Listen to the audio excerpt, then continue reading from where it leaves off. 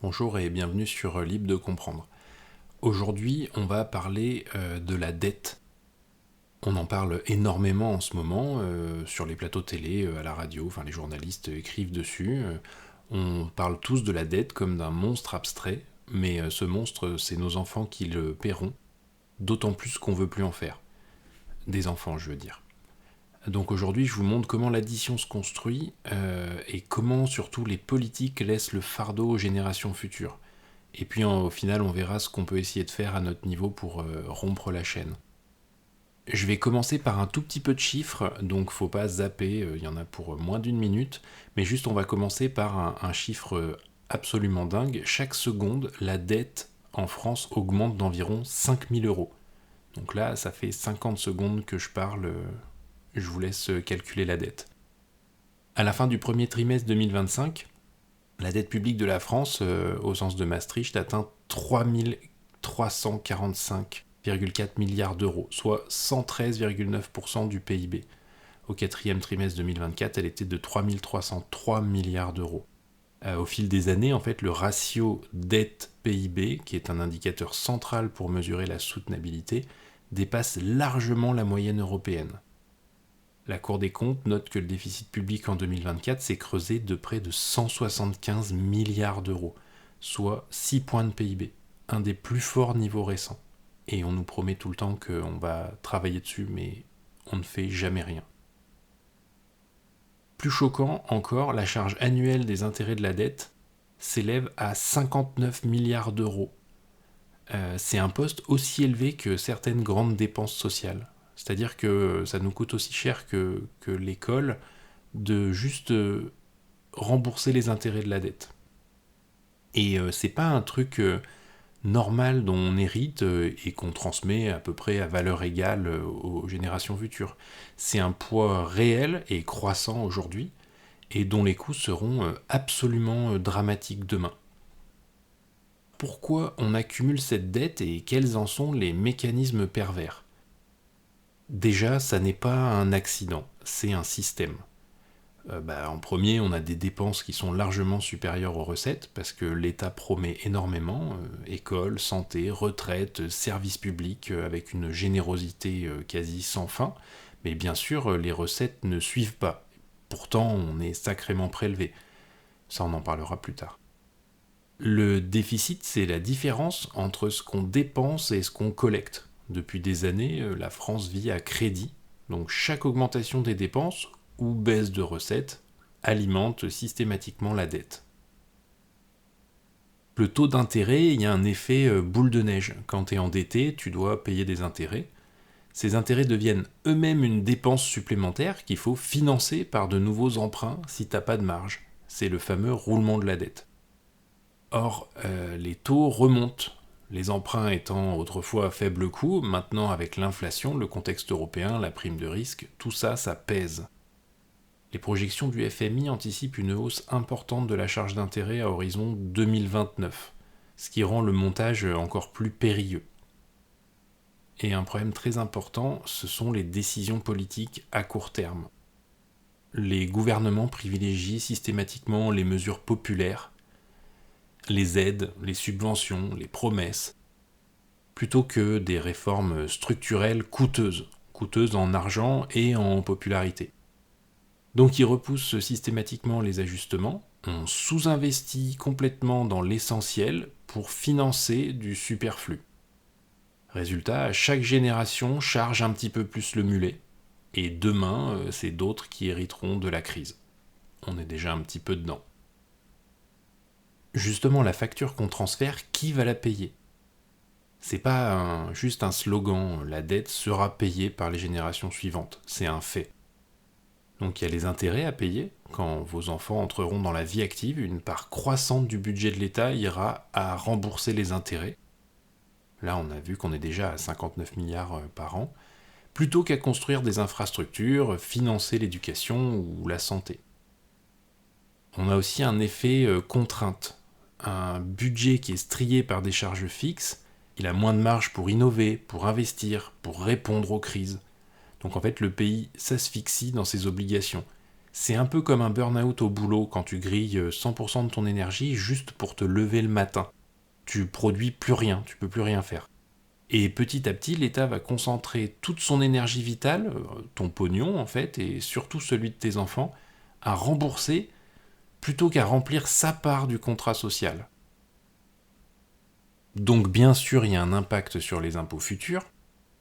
Quand il faudra équilibrer les comptes, il y aura deux leviers qui seront incontournables. Le premier, c'est augmenter les impôts ou les prélèvements, donc un nouveau tour de vis, mais sachant que la France croule déjà sous les impôts. Et puis, le deuxième levier, c'est la réduction des dépenses sociales. Retraite, allocations, services. Donc ça, c'est un choix cruel qui va peser sur les plus jeunes générations. Plus de fiscalité, moins de services publics. Ils devront donc d'un côté pallier à tout ce que l'État n'assure plus, tout en étant saignés à blanc par ce même État complètement drogué aux impôts. Et en fait, ça a déjà commencé. Combien de Français décident de mettre leurs gosses dans le privé alors qu'ils financent le public par l'impôt? Juste parce que ils sentent que le public n'est plus à la hauteur. Ils paient deux fois. Ceux qui investissent dans les actions ou les ETF pour se garantir une retraite, alors qu'on leur racle une part énorme de leur salaire en cotisation, bah voilà, eux aussi ils paient deux fois. Ils cotisent et ils cotisent eux-mêmes de leur côté pour être sûrs d'avoir une retraite plus tard. Et ça va être de pire en pire. Et puis à la fin, il y a le risque de défaut ou de désinvestissement. Si la dette devient incontrôlable, un jour on pourra arriver à un point où les marchés exigent des taux explosifs et qu'on doive renoncer à certaines promesses, donc réduction d'intérêts, services publics, etc. Selon le FMI, à horizon 2029, ça va commencer à être très très chaud. Dans l'histoire, certains États ont restructuré leurs dettes, mais ça implique des crises très profondes et une perte énorme de confiance de toutes parts. Après un tableau si sombre, il faut voir un peu de ciel bleu quand même. Il y a des choses à voir, à faire, donc peut-être déjà à responsabiliser plutôt que désespérer. C'est pas une fatalité. Ce sujet, c'est plutôt un appel à l'action, une prise de conscience. Tout d'abord, il faut comprendre la situation et puis informer. C'est ça le premier pas. Il faut expliquer aux citoyens, jeunes et moins jeunes, ce que c'est vraiment la dette, comment elle fonctionne, comment elle grossit, qu'est-ce qu'elle implique. Parce que si on n'explique pas vraiment comment elle fonctionne, ça continue, sans fin. Et en fait, ce silence, ça arrange ceux qui en profitent. D'ailleurs, n'hésite pas à partager ce podcast si ça peut aider à réfléchir et à convaincre certaines personnes. Ensuite, il faut exiger la transparence. Il faut que les gouvernements détaillent qui emprunte, comment, à quel coût et surtout pourquoi. Pourquoi on emprunte de l'argent. Quelles sont les priorités. Il faut arrêter le flou. Le contribuable doit être au courant. En France, rien n'est vraiment clair là-dessus. Ensuite, il faut prioriser les réformes structurelles. Réduire les dépenses inefficaces, rationaliser les services publics, simplifier l'administration, fusionner les structures redondantes, il y en a des milliers en France. Ce sont des mesures difficiles, mais absolument indispensables. Et selon les politiques, elles ne sont pas populaires, c'est pour ça qu'ils ne le font pas. Même s'ils en parlent, ils le proposent, mais personne ne le fait. Chaque gouvernement, toutes couleurs confondues, nous l'a promis, et pourtant chaque gouvernement a ajouté de la complexité et des dépenses inutiles.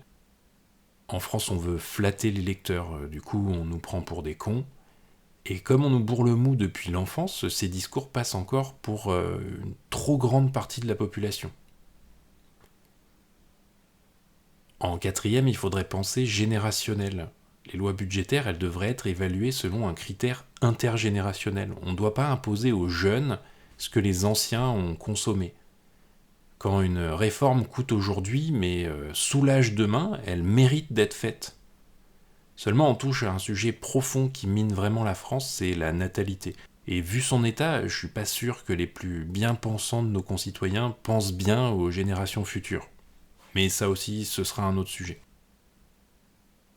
Et enfin, on peut s'engager localement, individuellement. À l'échelle locale, dans les collectivités, les mairies, on peut être vigilant sur les emprunts locaux, les projets coûteux.